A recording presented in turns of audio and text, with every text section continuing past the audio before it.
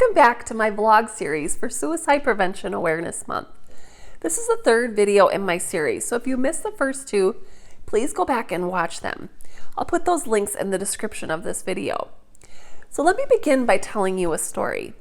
I was at a conference back in 2019 when I was fairly new to focusing my message and mission on mental and emotional health. During and after that conference, I had two people approach me with two separate situations that were pretty similar in nature. In both conversations, they shared that they had a daughter who was struggling with her mental health, and they wanted to know how they could best support her. And at that time, I didn't really know what to say. I wish I knew then what I know now. So after that event, I talked to my friend, Rachel Funk Johnson, who has her master's degree in mental health counseling, and I asked her, what do I say to these people? And she said, the best thing that they can do to help their loved one is to take care of themselves. Mental illness is rarely short-term, it's usually long-term. And if they're going to stay healthy and keep a healthy marriage and other relationships, they have to take care of themselves. When I heard that, it seemed backward. And even when I went and followed up with one of those parents, he shared that that felt impossible. He was so consumed by trying to take care of his daughter. But realize this, in the long term, that is just not sustainable. It's not healthy to take on that mental load all on your own. If you remember, I started this series by sharing my conversation with Dan Reidenberg, the Executive Director for SAVE, which stands for Suicide Awareness Voices of Education.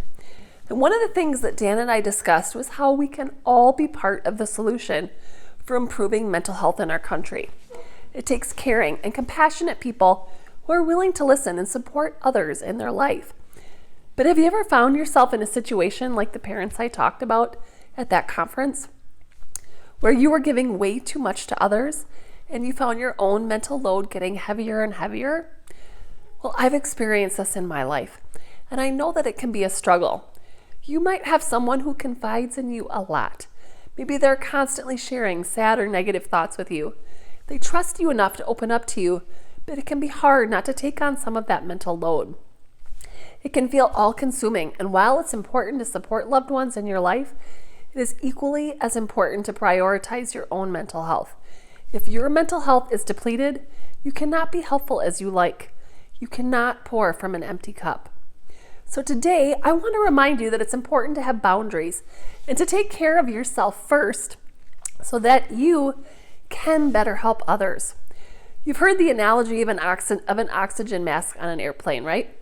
In the boarding announcement, the flight attendants always say that if the oxygen masks come down, you should put yours on first before helping someone else. Our first instinct might be to reach over and help the other person, but if we can't breathe, we can't help them. And now we're both in trouble. This is especially true if you're living with a person who is going through these struggles. You need to have time carved out for yourself to care for your own well-being. This is vital. It's also important to have healthy boundaries. When helping those who struggle with mental health, you'll likely need to set boundaries around your helping. Let them know what times of day you are available to talk or answer messages, for example, or if you can find a time to get together and talk in person or on FaceTime instead of texting all day every day.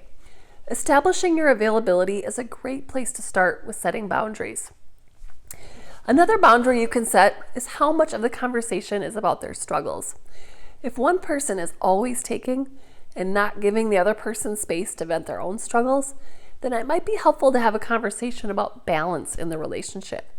You can also focus on doing activities together, so the interaction isn't always about mental health struggles.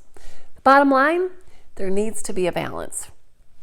You can also help this person and yourself by encouraging them to talk to other people. Help them identify someone else trusted in their life, such as another friend, family member, or counselor who can be another support system for them. This is going to help them and give them a better, stronger support system. And it's also going to ensure that you aren't spreading yourself too thin. So remember, take care of yourself. Put your oxygen mask on first. Set healthy boundaries. Encourage them to find more support resources. I've recorded a lot of videos about self-care and ways to improve your own mental health, and I'll link some in the caption of this video. Thank you so much for joining me for the third installment of the series. Join me next week to talk about ways that you can be there for others in your life who might be struggling, after, of course, you've taken care of yourself first. See you then.